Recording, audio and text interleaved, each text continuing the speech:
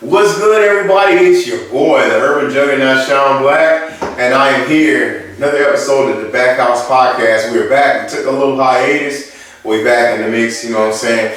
A lot of big things going down. Like I said, thank God for the new studio we received. We started here, but we're going to continue to grow. And this is more like a redo podcast because I feel like this man's story, like I said, we were outside, it was getting dark, we were in 2 seats in the grass, and I look back at it and I'm like, nah, we're gonna step it up and tell the story the right way, how it should be, because this man has done a lot of great things for not only himself and his family, but he's one of the people who helped change a lot of lives in Los Angeles and LA, and he's been real humble about it because the Krump clown movement helped people move on to, bigger and better things. And even they didn't move on so per se, it gave them something to do at the time. Especially going to LA, we all got different stories to tell. I can tell people that in LA, it's a lot of us that roses that go from concrete. People automatically think we're from the hood and we gang bang and this and that. So this is why we're doing it, but we have a lot of people who, like my brother right here, who chose to, although he had a hard upbringing, he chose to take that energy and change it to positivity. And from that positivity, it has grown into something major all over the world. And even though, like I said, he stayed humble about it, but we're going to bring it back to, it's good. It's like I say, it's a gift and a curse because like the first interview wasn't that great because of the lighting thing. But now we can talk about what's going on now with the Krump movement and how it has changed so many lives and how it is. She's done so many great things in the community and survived. We got the Krump, the clown. For those who don't know, LA, like I say, it was style of dance, 2 different styles of dance that grew from concrete straight up, Yeah. Say different people told stories, all that, and it gave a lot of people hope, and it gave a lot of people change, and like inspiration. Some people moved on to either create families, moved on to Hollywood. My man has moved on to ministry, and it's brought so many great things that we could have took the wrong way. Yeah. So without further ado, I give myself to my guest. Apostle, Mr. Jason Green. Some of you guys have seen him from the movie Rise. He was Dragon. Some people know him as Slayer. But we're going to talk about Jason Green right now and what made Apostle Jason Green. And we're going to talk about Dragon and Slayer too. So I'm going to give the floor to my man, Mr. Jason Green. All right, bro. We're going to start out with your upbringing. Give us, because there's so many layers of you that we do like 2, part 1 and part 2, just to you know what I'm saying, before you growing up, the fame, and then the humble, and then ministry. So let's talk about what made the growing up Jason Green. I was, just coming here, I had, I had a gift like really from God, I was born premature, 2 pounds, 2 ounces, I hole in my heart, underdeveloped lungs. I was supposed to, pass away. I was born actually in Frankfurt, Germany. As a military baby. And both of my nurses were negligent, and they both almost killed me 2 times. And so, my family was family of faith, just hood, but faith, like believe in God. And, mother prayed for me, grandmother prayed for me. And we were flying back over from Germany, and that's when God healed me, because they were flying me over to a specialist. And the problems that I had in Germany, when I flew back over, they had to land in Washington, and they figured out that God had healed me on the way. And then they released my mother from the army, and she was in military intelligence, and she never went back. And then from there, I grew up in Compton. Grew up in Compton, single mother, no father in my life. Most of my family was, coke addicts. gangbangers, really drugs and abusive relationships. So our family was mostly alpha females, and I was just different, the first grandchild, the first everything. And when I was younger, I went through a lot of due to my mother being, due to her having her drug habit, I was left a couple of times in bad situations, ended up getting molested, and it just had some really, that was the beginning of my anger problem. I had anger and rage issues, and I didn't know really how to deal with them, so it was hard for me, being a young boy and not having a father, and then none of the men in our family were in any position, you know what I'm saying? My uncle was the only real male I can remember, and he was in and out of jail. And so I would see the women in my family get abused, or deal with drug habits and stuff. I mean, my mom, she was a fighter, she was getting scrapped. But, most of them was gangbangers, most of them in my family, so that had to be tough. I dealt with a lot of suppressed anger or abandonment, because my mom would leave, or I would have to wouldn't have a mother, and it created a lot of pain in me, So when I got older, I dealt with rejection issues. I dealt with homosexuality all the way up until 2003. That's when I discovered Christ, and this was in the process of me developing and learning about the character of Dragon, which was really just an expression of my pain and hurt. I didn't want to gangbang. I went through high school and all that stuff, but I didn't want to gangbang. I wasn't into none of that. I didn't want to be a product of my environment. You know what I mean? So it's I was getting ridiculed for being smart. I was getting ridiculed for not wanting to bang, but that just was me. And so ever since I was younger, everybody knew me to be crazy. It was just me being loud, me expressing myself. So my mother always taught me just to express myself and say what I feel. So I spend most of my time wrestling. And it's funny to be doing that now. Everyone knew me, I breathed wrestling. And even when I danced, that was a part of the style, which was different than everybody else. And we started, once I got out of high school, graduated from Centennial in Compton. They had the whole clown dancing thing was a big craze for Tommy the Clown. I was not a dancer. I had a little bit of rhythm, I had a butterfly, you know what I mean? I had a good butterfly, and we used to dance to Scar. I don't know if you know about Scar, Captain Luke. So you already know about that. Got D coming. New school don't know about that. So that was our ratchet music. And so I was really shy. So dancing kind of opened me up, you know what I mean, a real reserve. And then once I figured out I knew how to dance, the little couple of dances I was good at, I opened up about it. And then I started getting into the clowning thing and learning it, but I was real uncomfortable with it. And I think during that time I was going through I don't want to say identity crisis, but Cisco was out. So initially I was okay, I go my hair and plait. So I first initially did the blonde hair thing, and then it got the attention of everybody, the ladies, and they was really liking us. So I was all right, bet. So I started dressing like Cisco. So I just changed my whole wardrobe. There was a point I did the Cisco thing. I towards the middle of high school. But I did the goggles. Remember this week, snow goggles? The snow goggles? Yeah. And I got a picture of Carson Mall. You talking about the vlogging pictures? Yeah. Did you get this? The flames? Oh man, we just saw it. We put our phone on the back of the picture. Yeah. It was a crazy. $25 from 50? Yeah. Something like that. That was the best stuff. Yeah. Next you don't know about that. Yeah. I think it's still there. Yeah. I got mine somewhere. I'll show you my picture. Yeah. It'll be off the record. Yeah.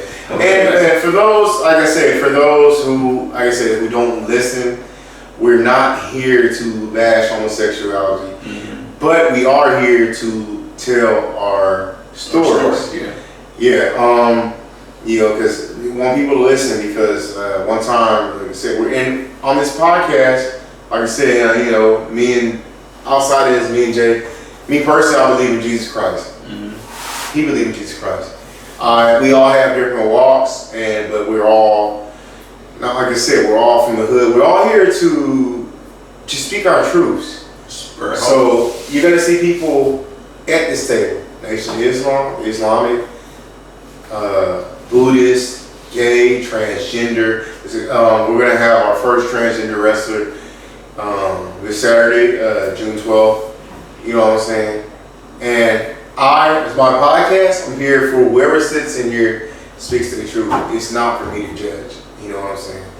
Our God is the only judge. Whoever you believe in, that's the only judge. You know what I'm saying? So we're gonna tell our stories because our stories can help somebody you don't even know.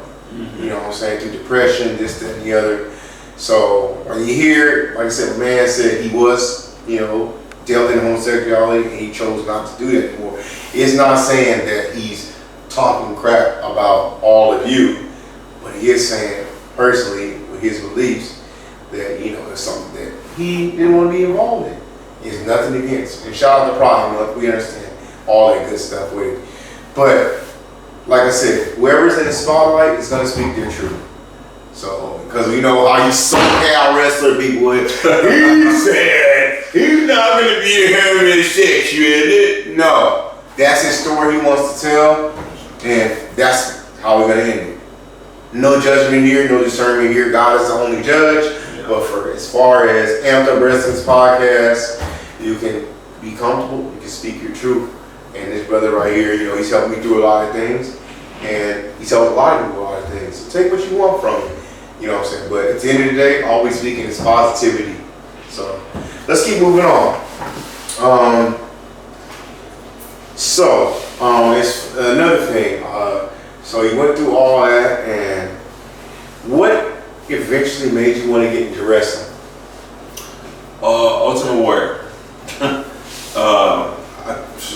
When I was younger, at first, I think, can't remember our first, I think 80 something.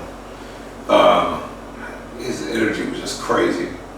And I used to take my family member was cheerleaders. I used to take their pom-poms, tear them apart, put them on my shoes, walk around like that all day.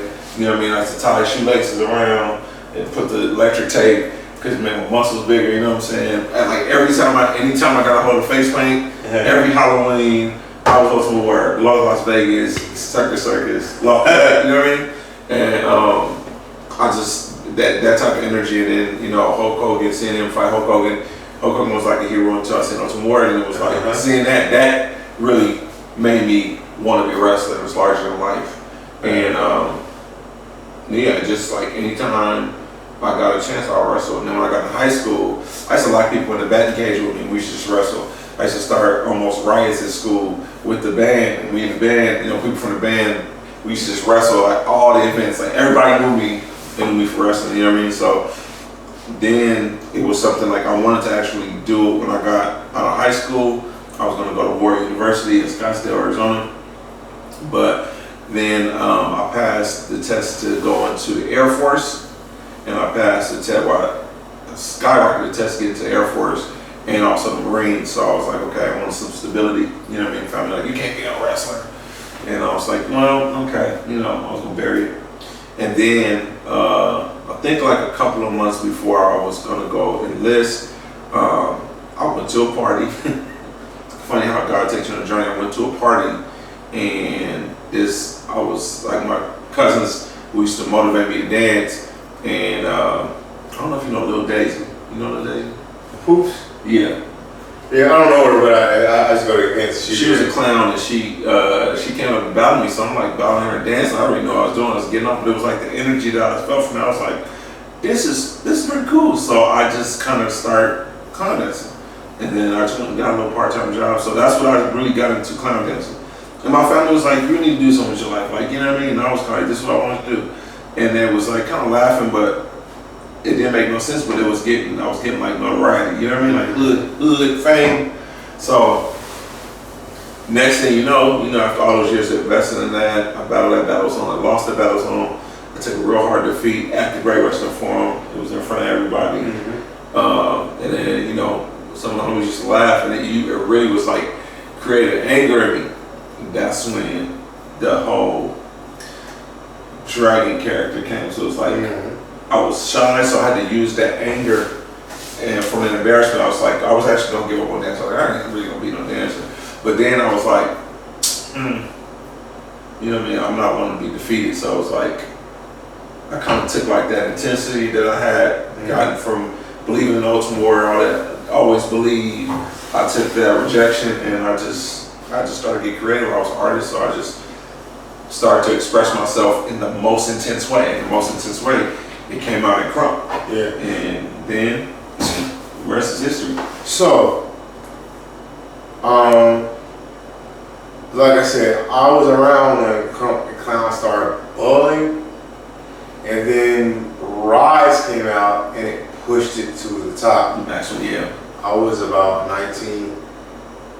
How did it feel to come from everything you've gone through, South Central, to the situations with your family, to being a character and at that time, the #1 movie in the country?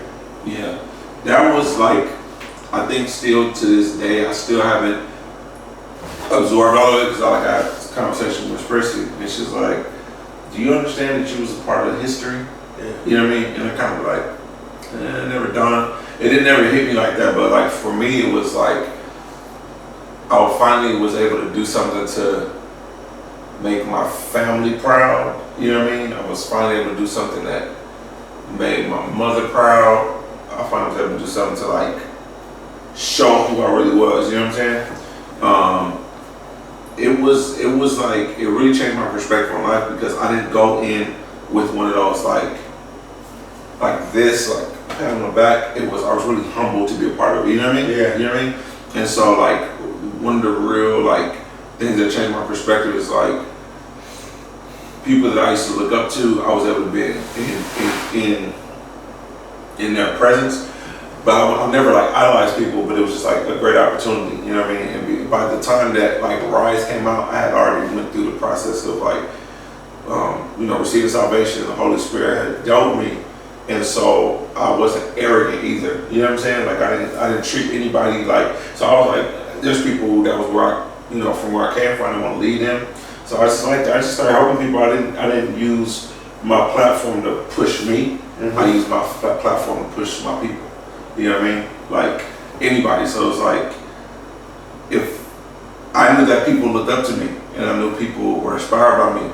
So instead of me using that to my advantage, so people could like give me all this, I'd use it to level the playing field to tell other people that they could be great too. So I used that platform to push other people. Like you go, you know what I mean?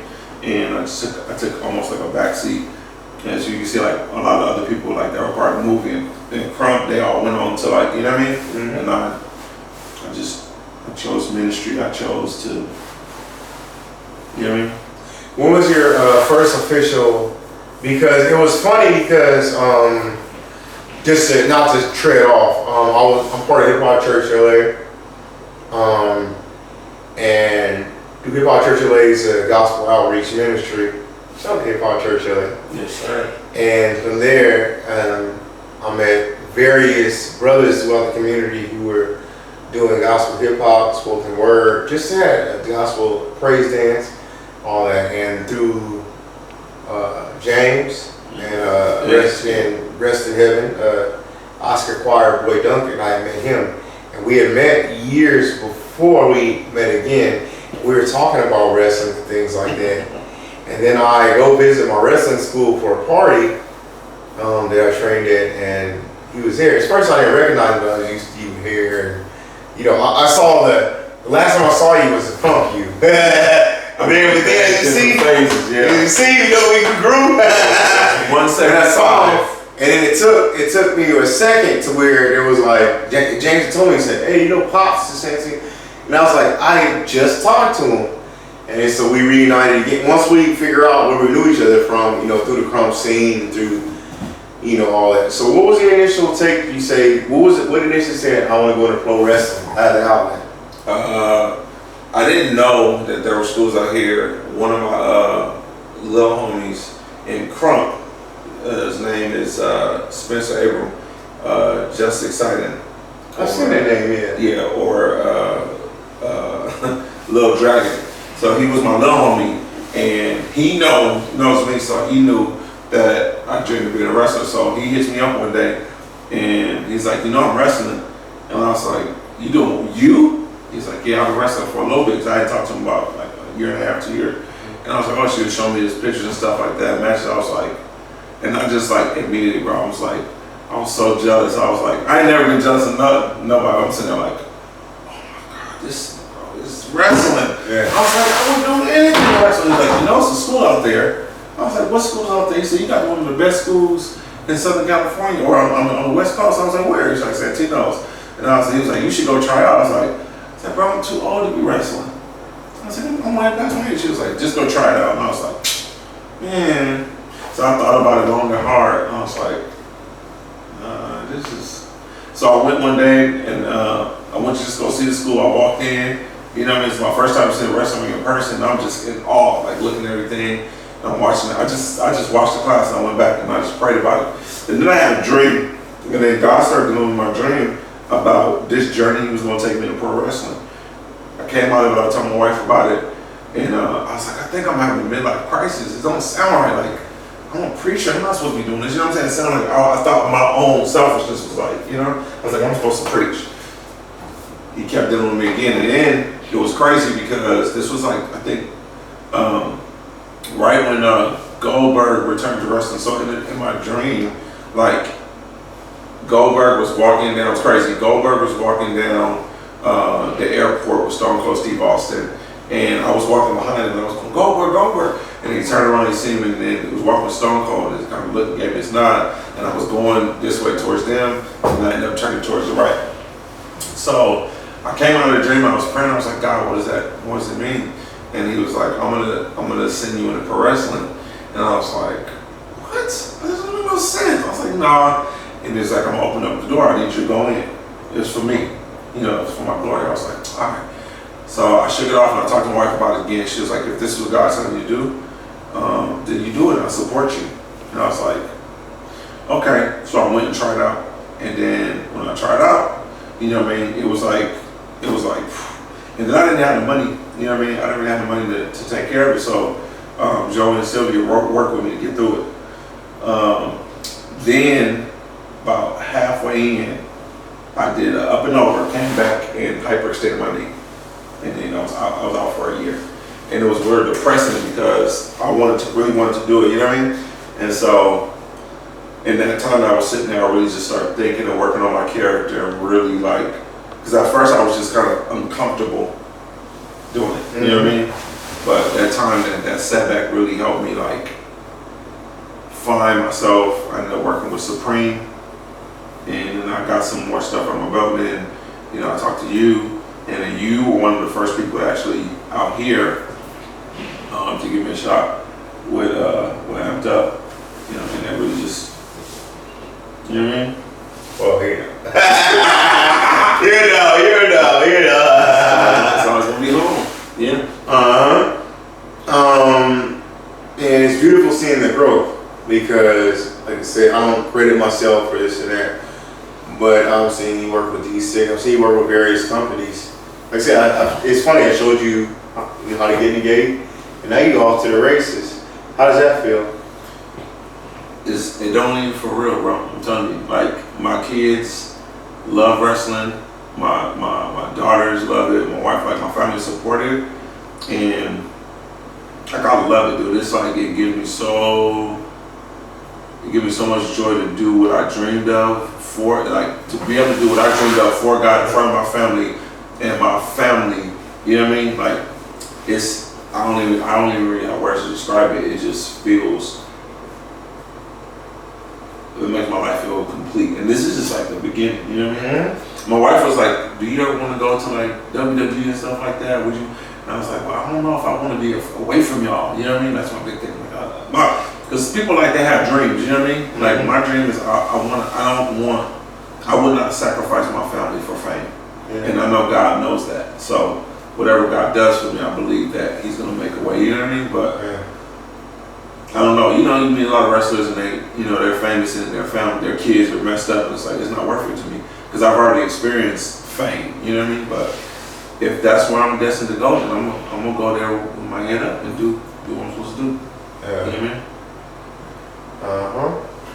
I mean? Ministry, you still haven't evolved or? What are you gonna? Yeah. I'm still involved in ministry. I'm not as involved in the traditional as much. Like I don't pastor people in the traditional sense, but I deal with people more so on a one-on-one or a cell group. Like we had a church and everything. We ran our church for years, and our family, gave our church away, and just it gave us more freedom. You know what I'm saying? Kind of evangelize. Like I go house to house. People like call me and say, "You want to set up a Bible study or a baptism, or can you come over and pray with our family?" It's real organic. You know what I mean? Dinner situations, and we just talk about God, pray for people, just like Jesus did. You know what I mean? I believe if I'm on that pattern, and still, whatever I do, I'm gonna give an opportunity to give people, help for the soul.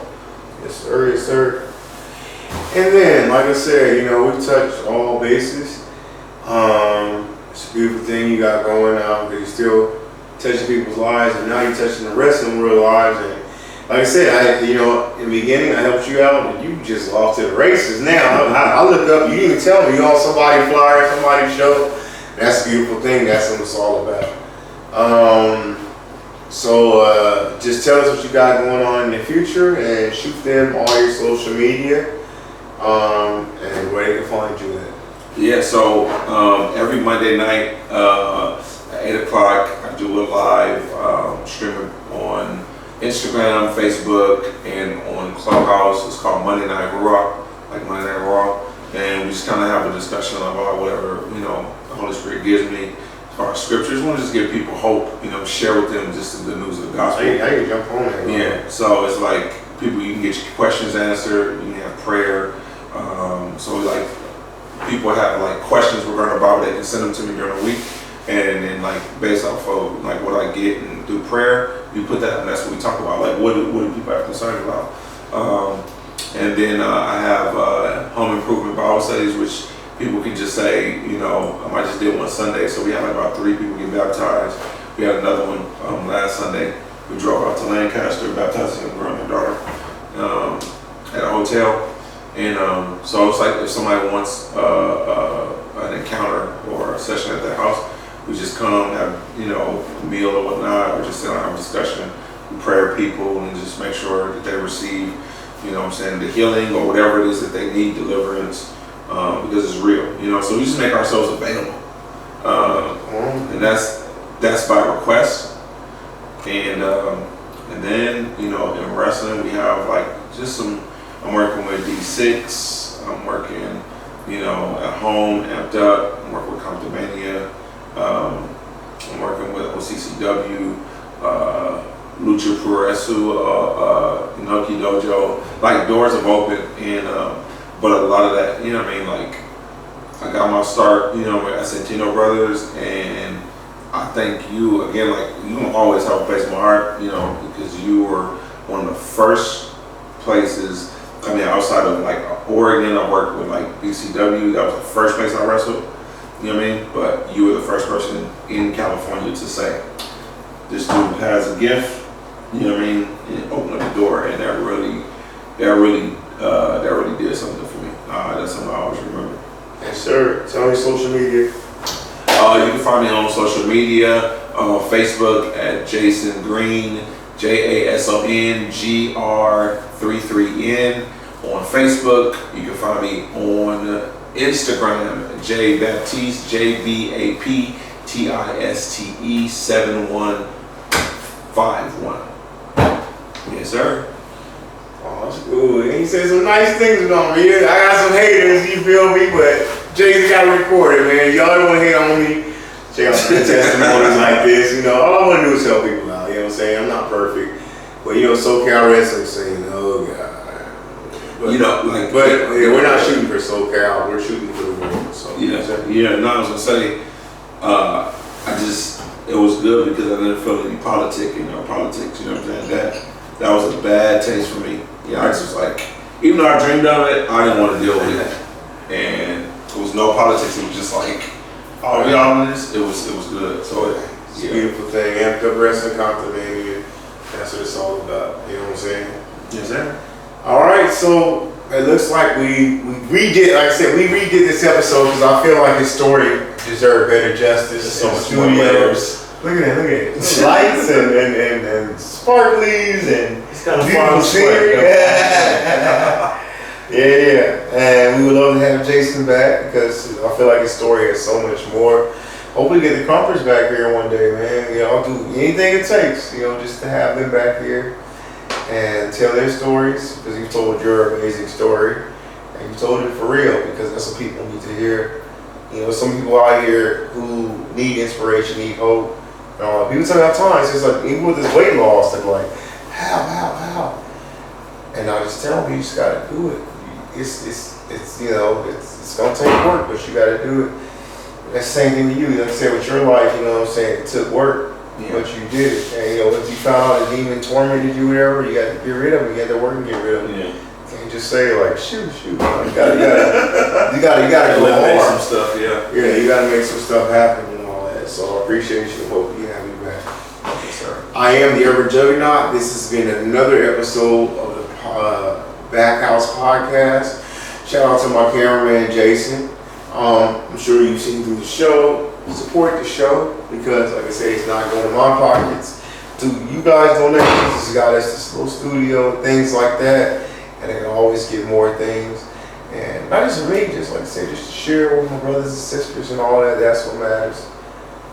This is 310 TV Podcast. I'm your host, Sean Black, the Urban Juggernaut. And we are out. Peace. Jason Green, y'all.